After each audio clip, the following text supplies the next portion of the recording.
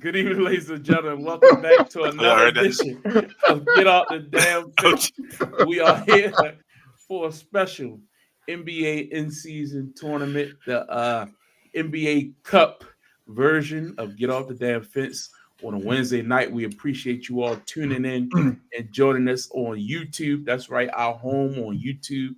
We appreciate those who showed up. We ask you to please like, share, subscribe. We are really trying to do some special things for y'all on our YouTube page. And no better time to talk about NBA than right now. The NBA in-season tournament is off to a hot start. I'm here as I am each and every week by our co-hosts, Calvin Thomas, Justin B.A. the Barber Harris. How y'all doing tonight, gentlemen? Yes, sir. Yes, sir. Calvin, tell us about your ventures, man. You've been all over the globe back home. Man, I ain't been nowhere. I'm chilling. It's good to be traveling and being back home. So that's good. Justin, how's things going on with you? A little softball practice today. Off season work. For real? Got it. Off season. Okay. Got to put in that work. That's what's up. But again, we thank you all for joining us last night for Get Off the Damn Fence. If you missed that show, please go back in our archives. We talked all thing NFL. We talked some boxing. We talked some, we talked a little bit of UFC as well. But tonight is all about the NBA.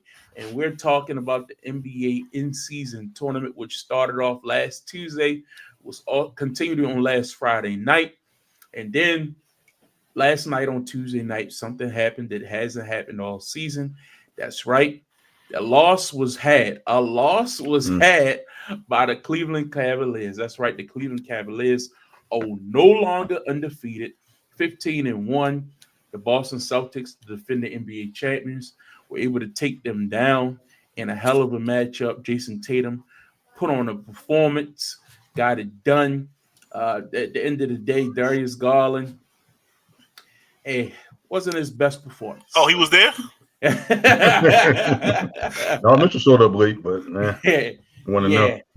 But again, nobody's expecting an NBA team to go undefeated. Had to happen. If you're going to lose to anybody, you'll lose to the defending champions. But let's just do a little quick recap before we get into the tournament. The NBA Players of the Week last week for the Western Conference. Look at that boy, De'Aaron Fox, averaging 40.5 points a game. Wasn't enough to really put his team in a winning record every time, but individually, you average 40 a night. Yeah, 2 games over 50, I believe. I think I had 50 and a 60-pointer. Went 2-2 for over the course of the week. Averaging 57% from the field. I mean, you're hot and throwing in another 7 assists. Great week for him. And then look at Franz Wagner. You know what I mean? Over there in Orlando, averaging 30.7 a night, 7 rebounds, 5, almost 6 assists. We had that question about when Paolo went down. Would Franz be able to step up his game and keep those Orlando Magic in contention? Hey, team went 3-0 last week. So that tells you that's the answer. His success is leading to W's. Excellent performance. Justin, your thoughts on De'Aaron Fox in the Western Conference Player of the Week? De'Aaron Fox is the main reason why he himself needs to leave Sacramento. He is a star. He was pushing to be an all-star for the last couple seasons. And every time that we talk about Sacramento, it's in a losing way. They barely making the playoffs. If they make the playoffs, they had one hot season 2 years ago. They had one hot season, and we barely talked about them then. So let's not act like we're there on leading the headlines and anything like that. This guy is a talent. This guy's a phenomenal talent. And this is the reason when people say, hey, man, don't get stuck here. Hey, man, keep your options open here. This is one of those reasons. And hopefully he doesn't become another Dame Lillard and be loyal to the soil when obviously too long. Don't want to stay there too long. That's crazy. He's playing phenomenal. Calvin, what you think? You normally, I'm the one with the wild trade request, the one that's just putting out, unique situations. You try and get De'Aaron Fox out of Sacramento already. Get him up out of here. He got a little bit more help. I just think he's still.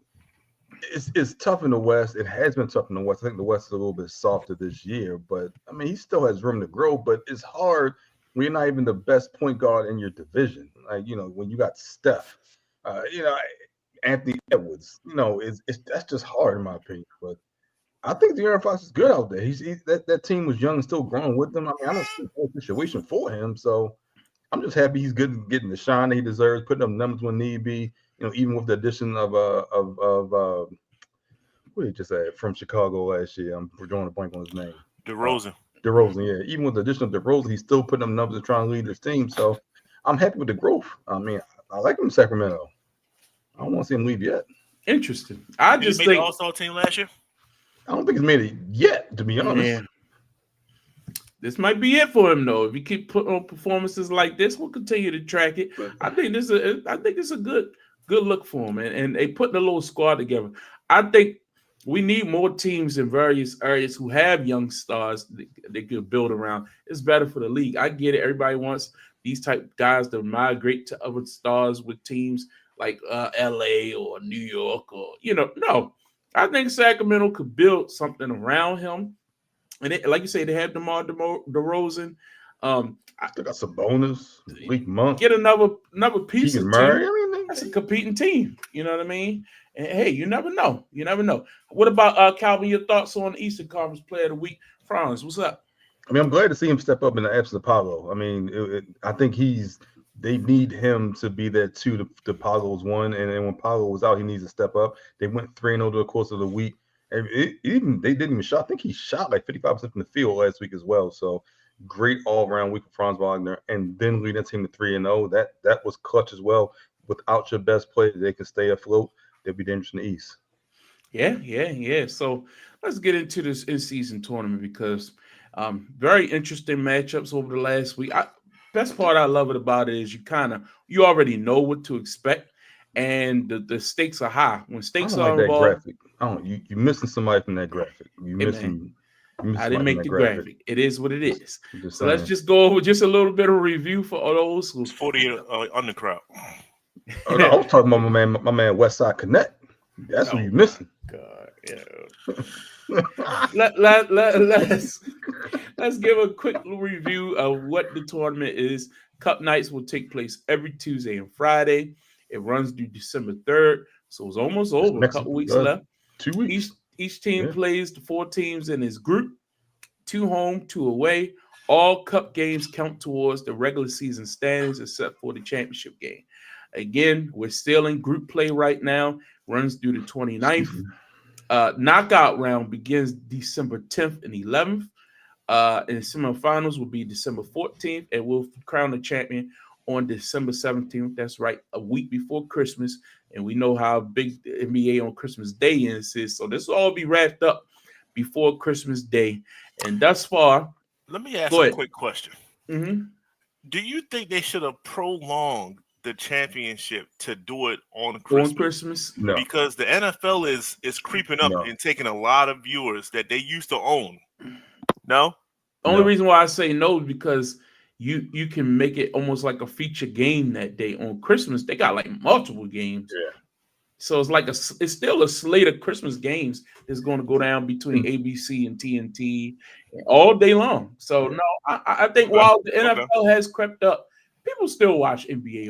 Okay, no doubt. The NFL's only crept up depending on when Christmas is. Because like last year was on Monday. So they rigged it this year because it's on Wednesday. But the next couple of years, it'll be a Thursday, it'll be a Saturday, so you'll have more NFL games. But when you get back to the beginning of the week, it'll be harder to have NFL games unless they just finagle the schedule. Because I don't think anyone wants to play Saturday than Wednesday. I mean, it's the same thing as Sunday and Thursday. So there's going to be some pushback, I think, with the NFL trying to play games during the course of the week to gain more of that Christmas crowd. That is a great point. That's true. When Christmas rotates, you really can't have a bunch of games on a Tuesday after people played on Sunday unless you don't play anybody on Sunday. That's a great point. I didn't even think about that. Yeah. Good point. But hey, Thursday and Friday though is coming up. But they can't. I thought they can't play on Friday. Sunday, Monday. I thought they can't play on Friday after. What's that? It's that they got Black Friday game coming up. Well, they can't play Friday nights. That's what I meant to say. Okay. They can't. I thought that was like a college or a high school thing. High school rules. But the only reason they got away with it they're not playing on Christmas. No, I'm saying we're talking about Christmas on a Friday. That's what we're talking about. That's what I'm saying. high schools aren't playing on a Friday. But I thought it was after Labor Day for the rest of the year. They can't play on Fridays.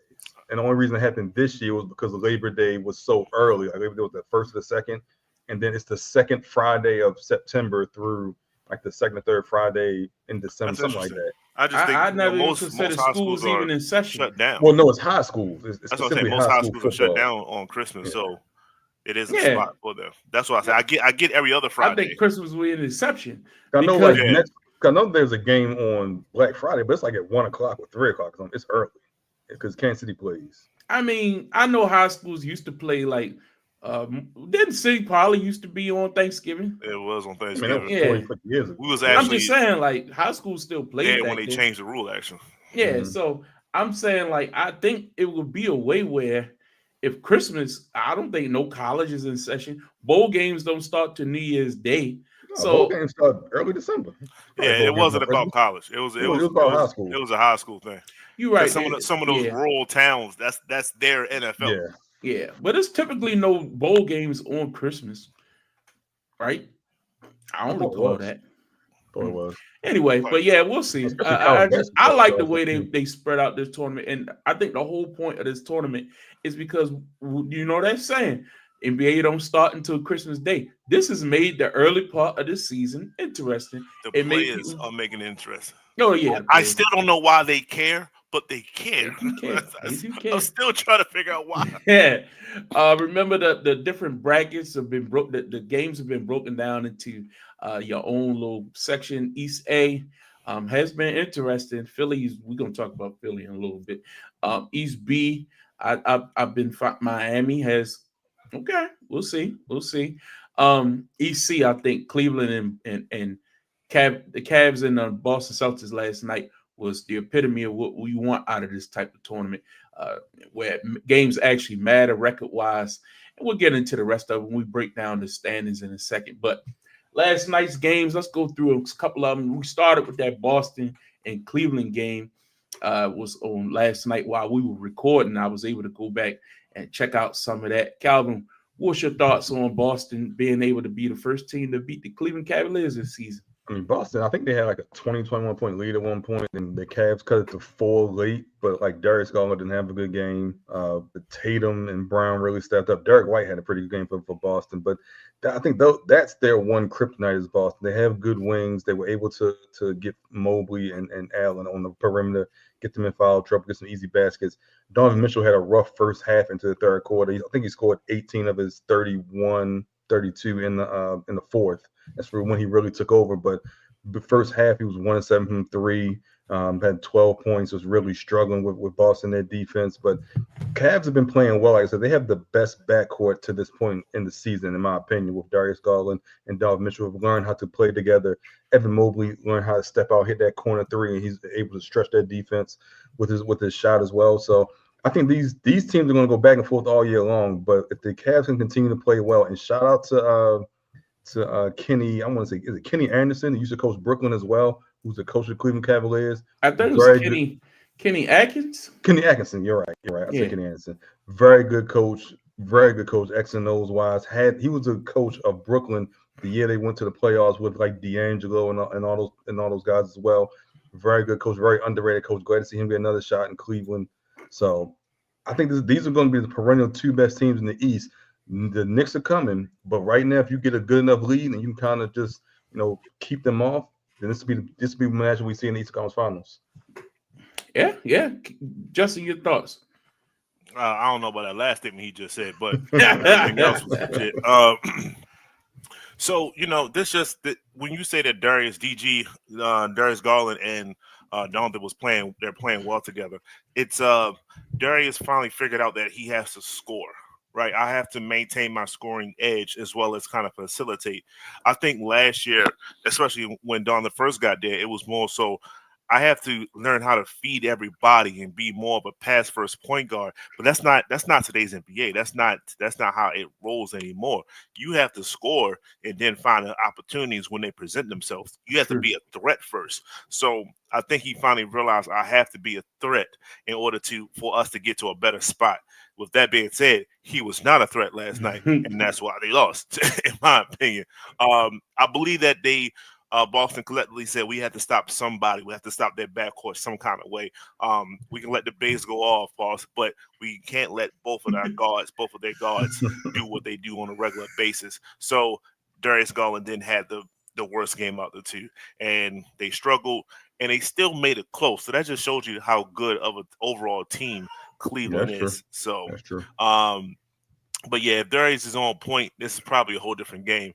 And I think even with a loss, it's one of those games where it's like, all right, Cleveland really might be legit, and everyone else might need to go ahead on and prepare for them to be around for the long run.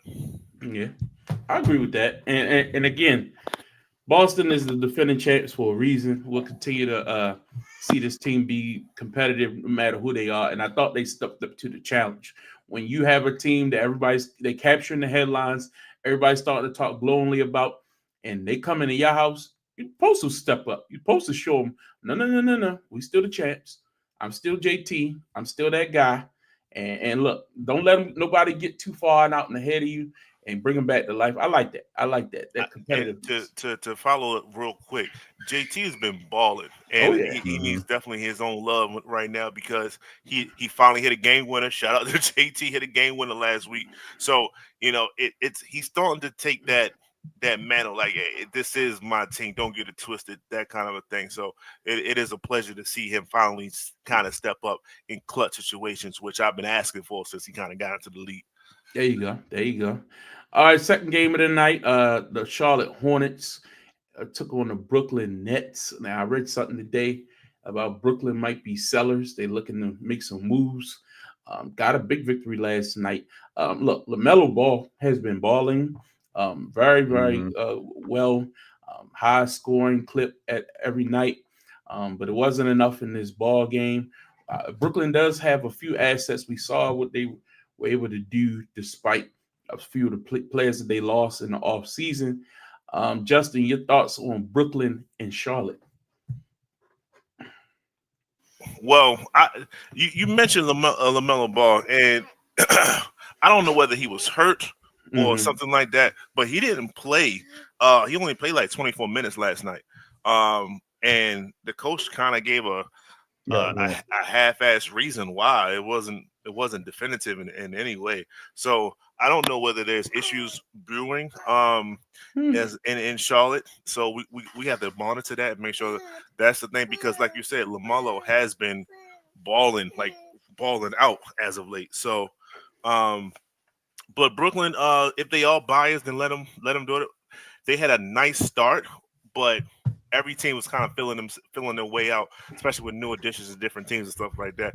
Brooklyn's going to make their way towards the bottom of the conference. So I agree with the fact that if they all biased, then they're definitely going to be sellers. So it is what it is. I didn't take too much of this matchup per se, but I was mainly concerned about LaMelo Ball and his status. I'm a little intrigued by Brooklyn, to be honest with you. Just look, Ben Simmons will never be the guy that we were promised in early days of Philly. What we saw, some of the flashes what the league was in love with. He'll never be that guy, I think, for multiple reasons. But quietly, I think Ben is been a very good contributor to his team. And Cam Johnson, man, playing good basketball. I like some of the pieces they have. And I thought this was a pretty good matchup of young talent with a look. Again, like I said, Ben will never be what he was supposed to be. But I think the lack of spotlight, getting some of that pressure off of him, might be good for him. What's your thoughts, Calvin? Look, I think this was the Cam Johnson show last night. I don't know if we can expect that from Ben Simmons. I don't know if him taking pressure off of him is what's going to benefit his career. Yeah, he needs someone that's going to push him to the point to be better and try to fill his potential. But every time that happens, it's an injury, it's a setback, it's something mental, which you can't take lightly as well. So I don't know if he's happy in the situation because they're not winning. So can you be happy in the situation and can you feel like you're thriving? I mean, his contract's after this year. So where does he go next? What does he do next?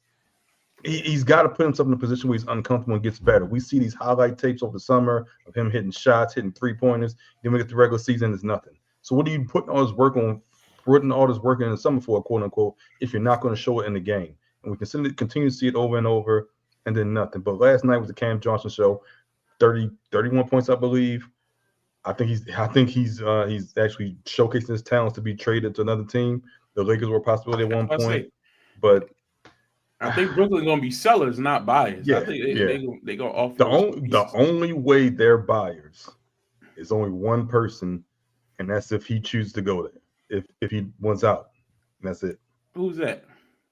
Your boy Milwaukee. No, he's not going. That's the only way they're buyers. He's not going to Brooklyn. If he's going to New York, it's going to be the Knicks. For who? I'm not even. That's not a Homer thing. He wants that prestige of a Knicks or something of some type of legacy. He wants to win, and he wants to go to a better city. I'm gonna tell you, New York as a whole is a better. Giannis think he's a power forward. Giannis does not like playing center. Okay. You think he should play center? No, I think he should be power forward, and I think he need to play next to a guy who I think is going to be the best center in the league. That's right, Pop. San Antonio. Make the call, Pop. Make the call.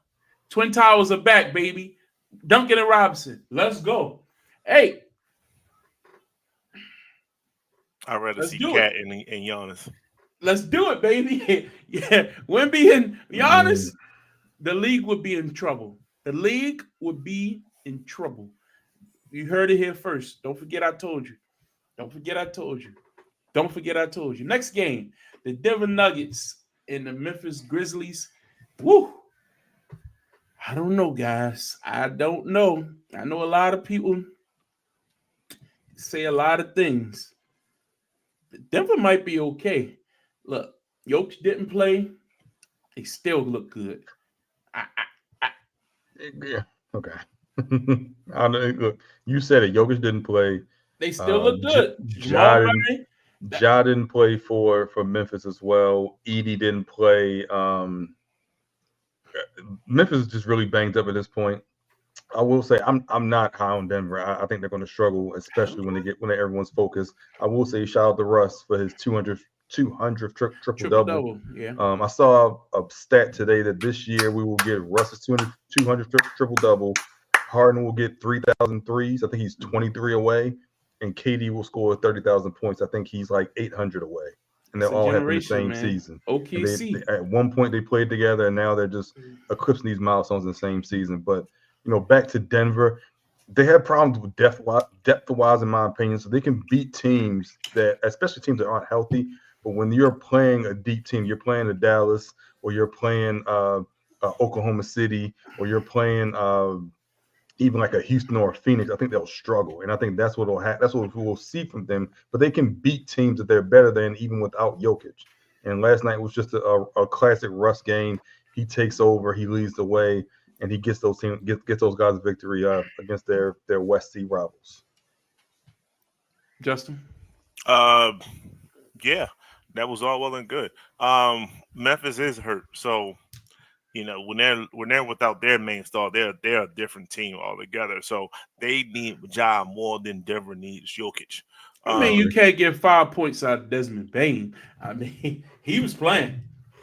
I'm not knocking it, but a lot of players are recipients of Ja's playmaking. Even if he doesn't average 12 assists, it's that pass that leads to another pass that now this guy's wide open because they collapse because they're so focused on Ja. That's what I said. It's just one team is more focused on a player dominant versus the other team where it's those more free flowing. And Jokic is one of the best players ever, but they can still keep the thing flowing without him, and they proved it last night. Shout out to Russ. Russ had a triple double. It was one of those J Kidd triple doubles, but it was a triple double 10 nonetheless. points. So we're It going was to a give him triple-double. some respect for that. It was a triple-double. Michael Porter Jr. and Jamal Murray went off as I expect Jamal Murray to do. That's what I want to do, just to step up a little bit more and just keep that pace. Like, yo, you should be playing for an all-star berth, man. Like, you still ain't got one of those, Jamal Murray. That's what you should be Gotta doing. be You healthy, should be man. averaging 30. Yeah. Man. So, Especially now. and they still probably won't get it this year. So Gotta be healthy. it's pretty sad. But yeah, just one team is a little bit more dependent on their star versus the other. Denver is a well-oiled machine. I know you talk about their depth, but I think they got a focused Jokic is he's a difference maker. I mean, they're still missing Aaron Gordon as well. So that's what I'm saying. Aaron Gordon injury is the one that really matters. That's the depth. Like, I think when have Porter, Gordon, Murray, and Yoke been healthy all at the same time? It's been far and in between. That's the problem. All right, next up, the Dallas Mavericks absolutely thrashed the New Orleans Pelicans. Look, we know New Orleans really doesn't have the guns, so that's no shock. But the question here is about Dallas. Have you been impressed with what you've seen with these Mavericks thus far this season, over these first few weeks of the season? Have you thought that the Clay addition has taken this team to another level?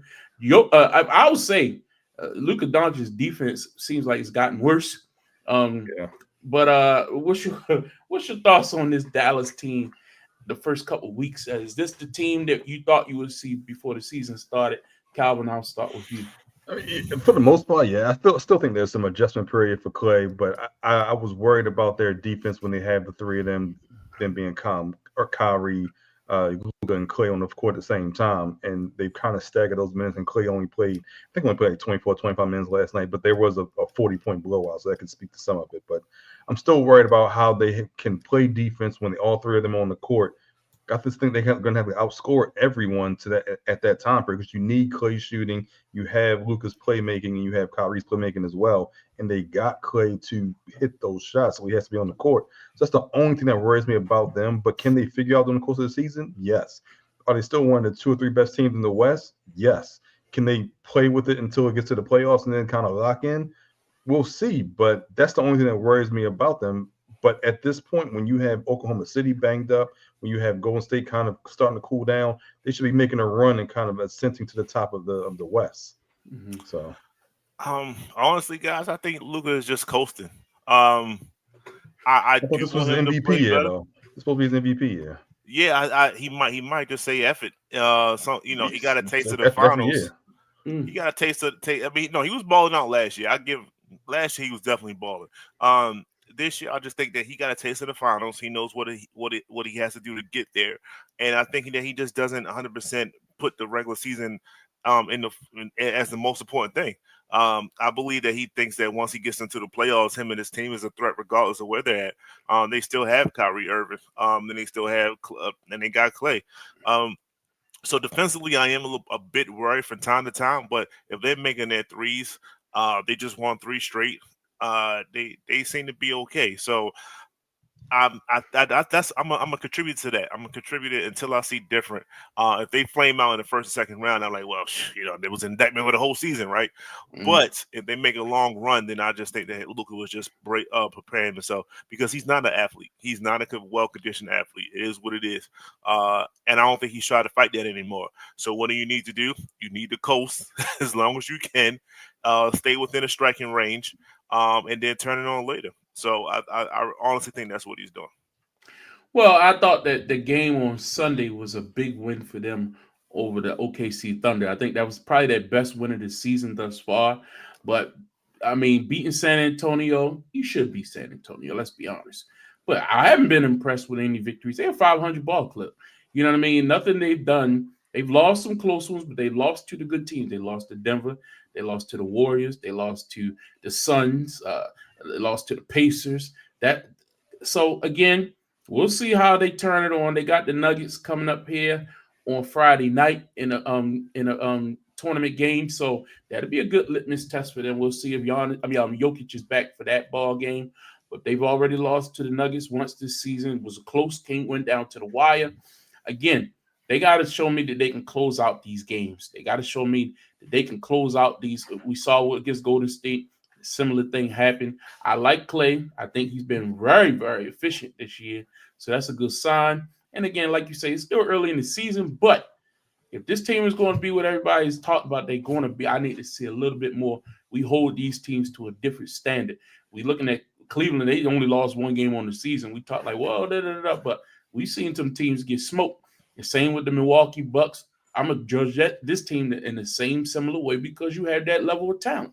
So you should be scrutinized at a higher level. Next up, OKC Thunder and the San Antonio Spurs. The Spurs were able to get a victory in this matchup. Very big win for Coach Pop and the Spurs at home. Justin, your thoughts on this one? OKC really has an issue with their bigs and their lack thereof. So they're losing every rebound battle, so on and so forth. You got Shea trying to play spot minutes at center at times and things like that. They're really playing outside of their skill set, of their level. And I mean, we haven't seen this since the Rockets when they just said, "F it, PJ, hey PJ, go play center." So it's tough. It wears on you. And if someone that just has a solid 5 or a solid 4 and 5, you in for a long night. So I just think that OKC they just want to weather the storm. That might take them out of the number 1, number 2 overall ranking for the West. So they're going to have to live with that as well. But just stay the course, and it will turn itself around eventually. But help is on the way. Chet is coming back. My man, our heart is coming back. So they'll be okay. They just got to go through the rigors right now. So if they're a playoff team, they are a championship aspiration type team, you're not worried 100% right now. If it's late in the season, that's different. Right now, you just weather the storm. You can't lose that game with no Wemby, though. Yeah, I was going to say, this is a bad loss. This is a bad loss with no Wemby. Even with the rebounds being 50-50.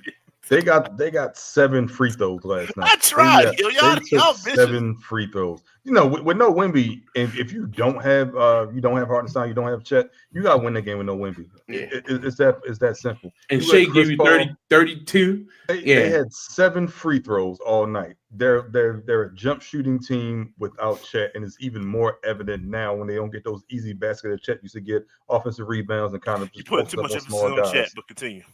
I'm putting emphasis on somebody that was having 20 and 8 when he was healthy, and they were what? They lost 1 game to him while he was healthy as well. So I'm putting more emphasis on that. He made everyone play in a better position. He was able to get rebounds. He was able to fill in until Hartenstein came back, and then you could possibly play them together. And even when you talk about him coming back, he got a fractured hip. I mean, is there any guarantee he's going to be 100% when he comes back? That's a tough injury, man. I don't understand this talk about him coming back. We don't know what he's going to be like when he comes back. You said 8 weeks. Okay. What's going to be like 8 months? What's he going to be like in 8 weeks? We don't know. So, yeah. Oklahoma City's in trouble. Hartenstein needs to get back and stay healthy for them to have a chance to win. They're really struggling right now, in my opinion. And it's not on rebound. You know what happens when you lose to subpar opponents when you're playing out of position the whole entire game. I agree. When you got to double back, make sure that you help contest a shot and stuff like that. They're overextending themselves. That's what I said. To me, it's more of a blip than of a concern. Okay. Well, and then the final game last night. Hey, man. Best game of the night. Hey, Cowboys. Man, West Side Connect. We can't talk about the Cowboys, but damn. Your Lakers then came storming back, baby. Ooh, I mean, we were talking about it at one point where they were 4-0, and then all of a sudden they were 4-4, 4-3. Now they're 10-4 in a little 4-game win streak.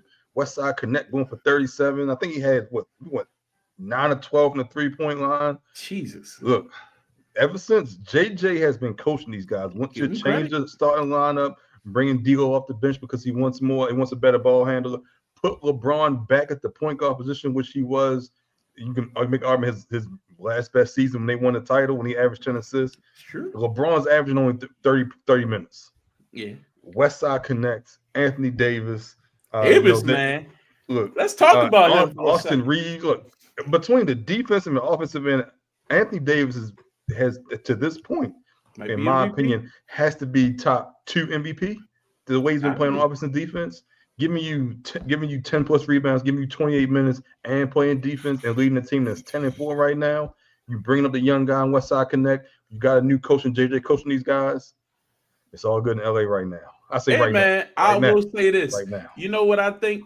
Anthony Davis was left out of a lot of those rankings we did before the season started. What was that top 100 or whatever like that? Yeah. Where was he at? Go look up his number while we on this program, because I know we didn't have him in our top 10. Rightfully so. But was he in your top 20? Was he in your top 25? You know what I mean? Like, I think he saw that, like, damn, I used to be one of the best players in the world. And now I don't get no respect. I'm overshadowed by LeBron. People say I'm injury prone, which you are. And I don't get no, like, I think this will be like I'm coming out, I'm staying healthy, I'm playing every night. Look, him and LeBron both had 26 apiece last night. Every day was 14 rebounds, LeBron 12 assists. Your boy Connect 37. 30. Like, Austin Reed 17. Like, god damn, that's a winning like the game was closer than it appeared because they were up 20 going into 2025 going to the fourth. Yeah. So it was a little bit closer than actually appeared, but it's a W nonetheless. Interesting. Justin, your thoughts? You know, some players got hot. You know, put some respect on my man Westside Connect. Put some respect on my man Westside Connect. You know, it happens. You know, sometimes it happens. It did happen to Mikal Bridges. Actually, from the mid range, he's very hot. So let's. You changed the jump shot again. But with that being said, no, Lakers are balling. They weathered the storm. They weathered their own little losing streak. JJ is pressing all the right buttons for that team. He's holding people accountable. I've seen him hold LeBron accountable on camera. That goes a long way. So if he's doing it then he's he's doing it at practice, so on and so forth. So if you're holding those players accountable like that, then you know it's just a matter of time before they start following your whole leadership. So it's working for them. I did not expect this this early. I'll say that. I'll expect more injuries to come, but they're avoiding major injuries. Hey man, it is what it is, man. You got some old guys. I expect Cat to be injured, or I do. Sometimes you gotta expect this. But I'm a little worried about their bench depth. So you know that's another thing. So you move D'Lo to the bench, that does help the bench squad out. So JJ's on point right now. So it's that's definitely the main reason why they win is because of JJ Redick. Nobody else. Yeah. Well, I also think it was a good move sending Bronny down to the D League. Get him out of there, man. Like let's get this sideshow out of here and let's worry about basketball. I think it sent the message. I think that sent the message. Hey, that was fine. That's cool. But LeBron don't run this show. I do. And I thought that really, really, really probably earned the respect of some players. But again, I think the number one thing is Anthony Davis. Long as he's healthy, we had that little scare about a week ago where, you know, he was like, he might be out again. But no, he didn't go out. He's been playing. He's consistent. And I agree with you, Calvin. He's the front runner for MVP right now. Let's take a look at these standings for the NBA Cup in the East. Right now, the Orlando Magic and the New York Knicks are both 2-0 in Group A. Big things for them. And Group B, you got Detroit 2-0 with a win over Milwaukee. No, they didn't beat Milwaukee in the Cup. That was just a regular game. So Milwaukee is 1-0, but I believe this Friday we're going to see a lot of these teams play as well. So this will change. Milwaukee plays Indiana on Friday night. Miami's 1-1. The Pacers and the Raptors have yet to get a victory. The Sixers are 0-2 in this, and the bracket in A2. That I meant to point that out. And then in C, the Atlanta Hawks sitting at 2-0, Boston at 1-1, Cleveland at 1-1, Washington and the Bulls haven't got a victory yet. What's the most surprising thing out of these standings thus far? And what does it say when you got the Magic, the Pistons, and the Hawks sitting at 2-0? Is it the teams that are just taking this a little bit more serious than others? Calvin, your thoughts? I mean, first thing surprising is you're not either Boston or Cleveland most likely won't make it to the quarterfinals because you can only have one team, and then you're going to have one team from all three groups with the best point differential. And so, but I'm surprised about Detroit. But they haven't played Milwaukee, like you said. I believe they haven't played Miami yet. I believe they beat Indiana and Toronto. So can they keep that up? Is it just inspiring for them because this is something they can obtain the win? We still want to have the Magic and the Knicks play in the next couple of weeks as well. So that East B and EC is very surprising, especially knowing that some combination of Milwaukee, Boston, and Cleveland, two of those teams most likely won't make it to the quarterfinals. Then we saw this last year with teams not taking it seriously.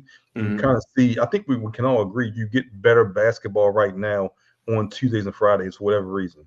Is it because they're a little bit more inspired, or is it because competitive? It seems to be a little bit more, and then that attributes to better rivalries during the course of the season. But just seeing these young upstart teams, go 2-0 and try to win their group, and have them playing good basketball as well. As a basketball fan, something you want to see. You just want to see great basketball night in, night out. Yeah, and just a reminder: each team plays the other team in the bracket, so everybody will have 5 games when it's all said and done. 4 games. 4, because you're playing the other 4. Yeah, true.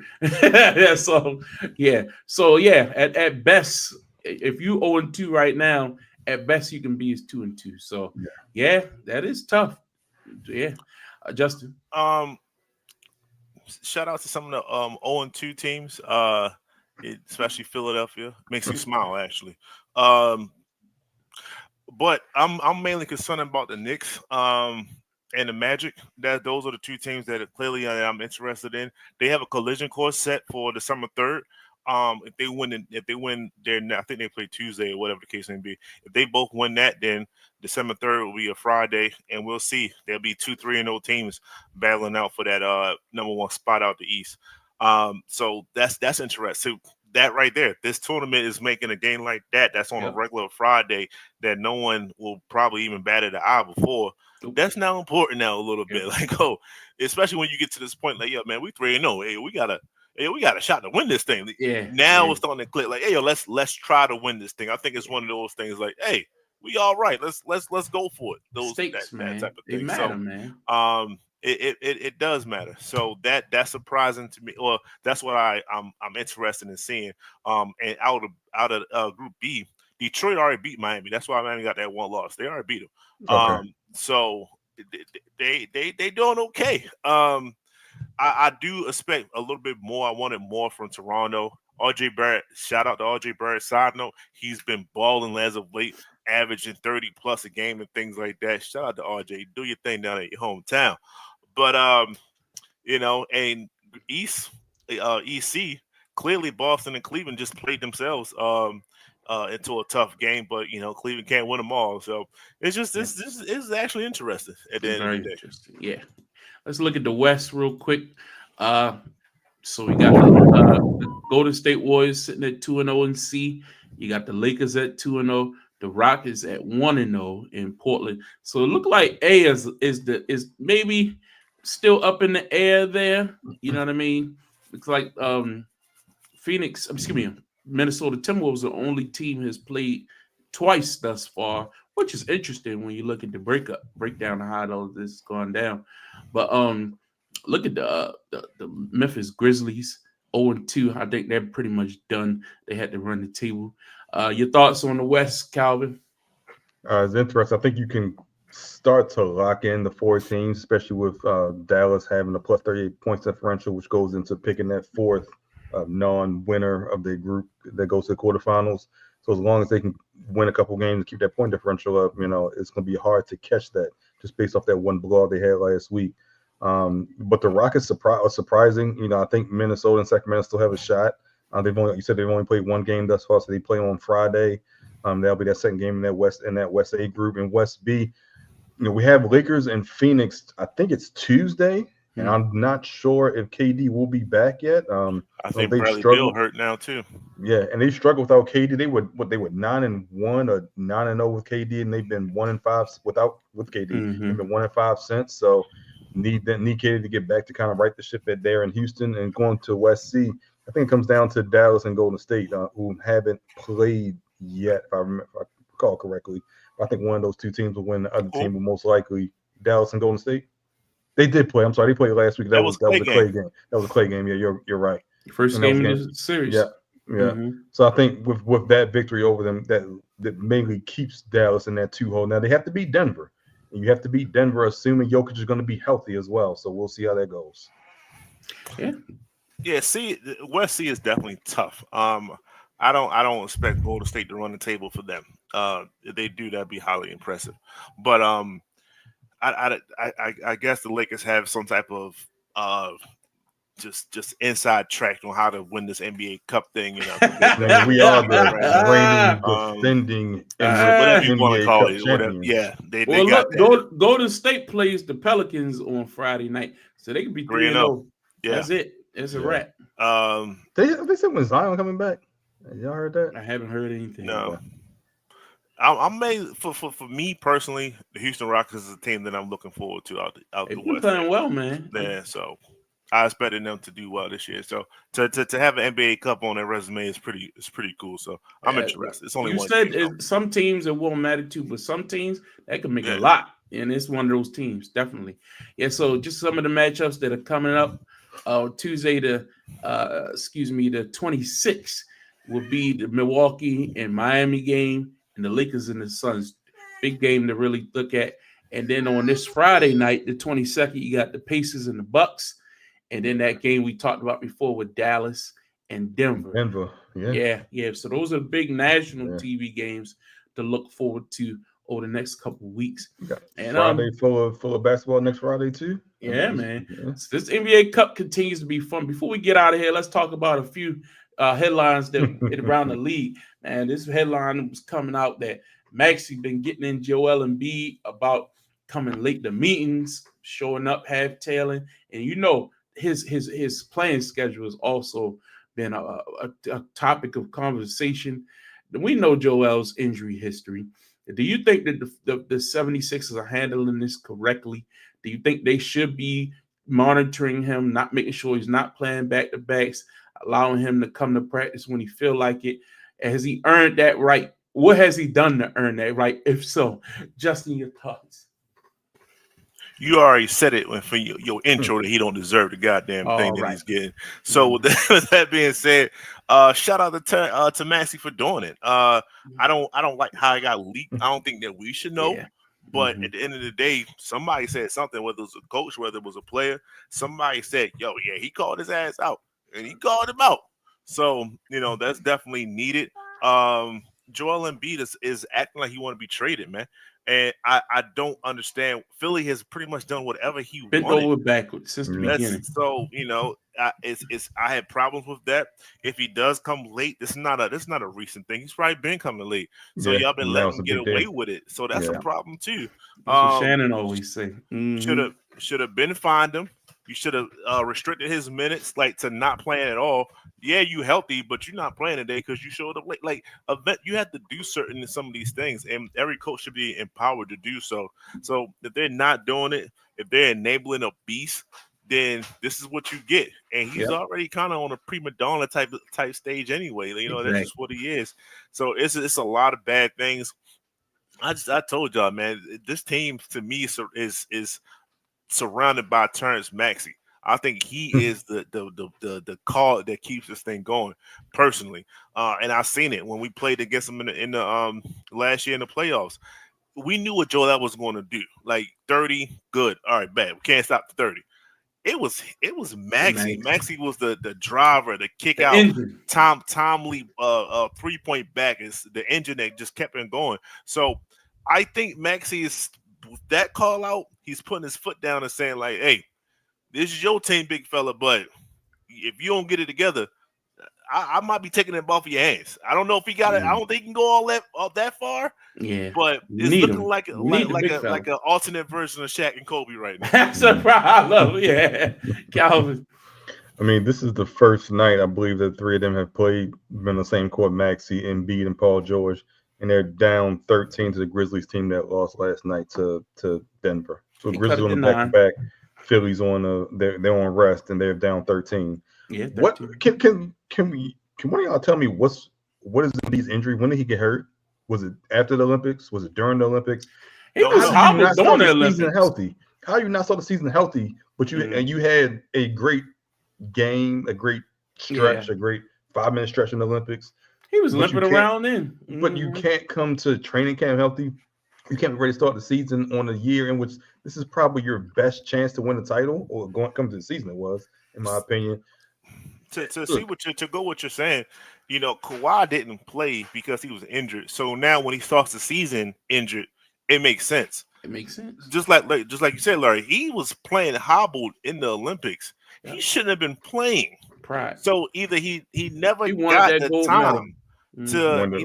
time to heal himself. So remember, he didn't have to play for the U.S. He could have played for his home country.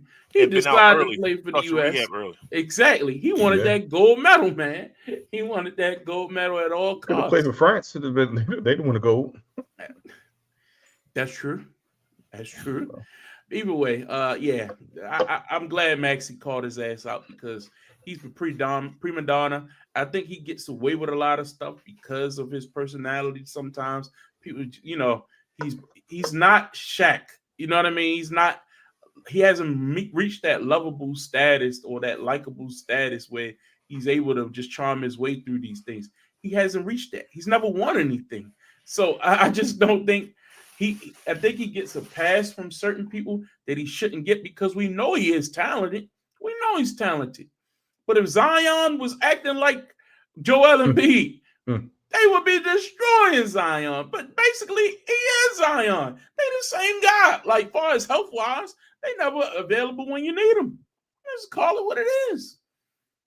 Another big story from this past week inside the NBA has been saved, and they will now be leased out to ESPN. That's right. So Time Warner Brothers, what they call AOL, whatever they call it now, have lost. They were suing the NBA because they felt like the NBA did some underhanded stuff to get on Amazon beginning next year, and they wasn't able to match that money. So, and the big thing about TNT's coverage of the NBA is Kenny, Charles, Shaq, and Ernie. That's all people really care about. All the rest of that stuff, ESPN doesn't really matter who airs the games, but it's the commentary in the studio, and they figured out a way to keep this team together, and they will still be in Studio J in Turner's network as well. Same old set. They don't have to go to Bristol. They don't have to do anything different, but they will lease out the show and it will simulcast on ESPN. I thought this was a very interesting move by ESPN. I wonder what type of money it's for, but it doesn't matter. It's good for the fans. Calvin, what was your thoughts on this big news this past week? After Charles said previously he would never work for ESPN. And you saw he made a comment to last night. Said, I guess we gotta go back to kissing ass. Yeah. But I mean, I'm happy we get to see inside the NBA. I'm happy it continues. From what I've read, I think ESPN is sending Turner some Big 10 or Big 12 football and basketball games. So they'll have like those. It's like the swap for those. I forgot the number. But that's what they'll swap. Like 10 to 13 games. Yeah. Each. So, So that's the swap. But I'm happy. I didn't know how it was going to work. Was it they're going to be on ESPN? Was it simulcast? So I'm happy to see that they're going to be at home in TNT, and Ernie will be there as well because he was staying with TNT. So very happy about this news. And I think basketball fans should be happy as well. And look, I'm not saying that we need to do everything. We're going back to NBC. I don't need to hear the same old theme song. I don't need to hear Marv Albert. It's cool. There's some things that just need to be redone, but not inside the NBA.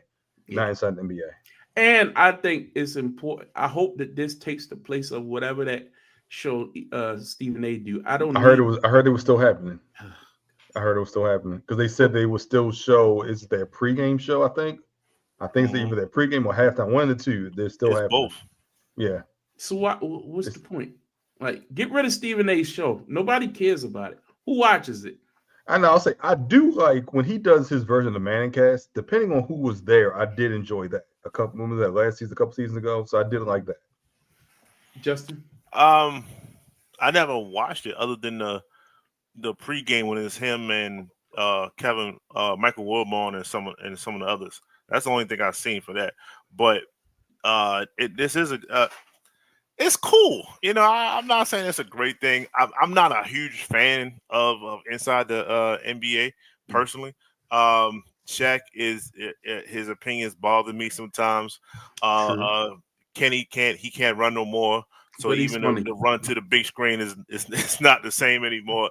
And sometimes Charles is a little bit too over opinionated when some of the things he said he did himself when he was playing. So I have my own personal things with inside the NBA, but I know people love it, right? So I'm not gonna say like, yo, get rid of the show when I know millions of people watch it and clip it and people respond to it. That's the most important thing. People, fans, and players themselves always respond to them. So with that being said, I'm glad to see it. I'm also glad to see what NBC has for themselves. I know Jalen Rose got picked up. And he that's got his great own news. crew. Is Blake Griffin on there too, or is that Amazon? I don't think Blake Griffin is on that because Jalen Rose was the tallest person in the shot that I saw with him and his other partners. So I got nothing but love for Jalen Rose. So I'm a huge Jalen. I Rose, always thought Jalen was great. Fan. Him and Jalen Jacoby, I like that. Yeah. So it is what it is. Like I said, I wish Jalen had that spot, but he could take his 81 olives and he'll be all right. So it is what it is. Yeah, and say Jalen is joining NBC Sports as a network continue to grow their basketball coverage. Yeah, so that's good, man. That's great good for Jalen. It would have been more eyes if this show wasn't there. That's all I'm saying. No, I think because they have different nights. TNT games won't be on the same night as the Amazon games. You know how they do that NBA package. Like ESPN tip in the past is on Wednesday night and on Friday night. Wednesday night and Fridays. And so then TNT had Tuesdays and Thursdays. Tuesdays and Thursdays. So Amazon will just take those spots of Tuesdays and Thursdays, and I think they get NBC will get Sunday games now, like it used to be back in the day. So it'll be interesting just to see how things go. So Jalen will be on Sunday coverage. Cool. Yeah. Yeah. Calvin, yo, like that? Yo, what's wrong with you? It's nostalgic. It's cool, but I don't need to hear. You gonna be looking for Jordan? Where Jordan at? Where Jordan at? What you gonna be looking for? Enter the parquet floors of the Boston Garden. I'm cool with that, man. Come on. You're a hater. You're a hater. That's how we was born. That's how we was raised in this game, baby. You're right. And we've evolved. Double headers, baby. We always the evolved. Knicks and the Bulls at 12 we o'clock. have evolved. With Knicks Jordan and the Bulls, and then you get a Lakers game in the afternoon. Yeah, man. I'm good. Yeah. We get copyrighted. We don't want that. Yeah. Well, folks, this has been fun tonight. Thanks for joining us. We checking in. Hey, and just before we get out of here, let's look up some scores around the league. Milwaukee got a win over the Bulls tonight, 122-106. The Rockets are up 102-87 over the Pacers currently. The Grizzlies are up over the 76ers, and that says a lot. And we just talked about Memphis was struggling without having John Morant. The Trailblazers and the Thunder in a 1-point matchup with 5 minutes left in the fourth quarter. And the Cavaliers bounced back with a victory over the Pelicans.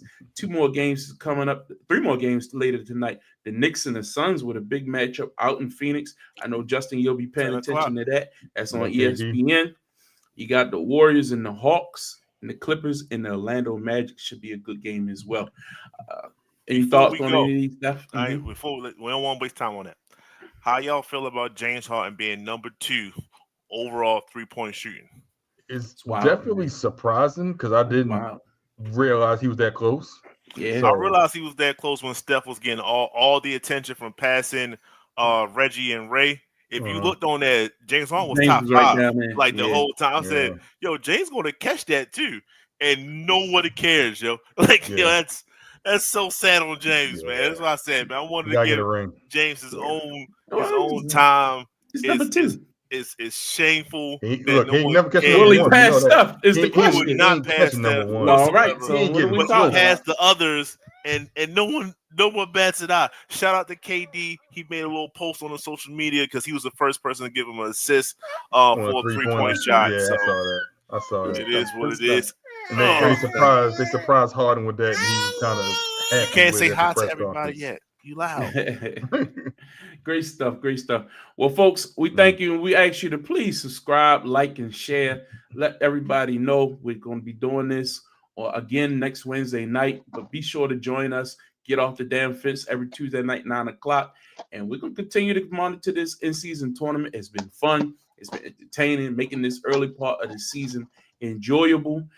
But again, we promise to try to keep these shows to around an hour, not our typical 2-hour show on Tuesday night. But we appreciate you for the check-in. It's a little bit after 10 o'clock, so go enjoy those late games tonight and enjoy the football this weekend and enjoy the rest of this NBA in-season tournament. And we'll be back next week for another edition. Get Off the Damn Fence exclusive right here on YouTube. All right, baby. Have a good night. All right, for Calvin, Justin, I'm Larry. We'll see you next week right here.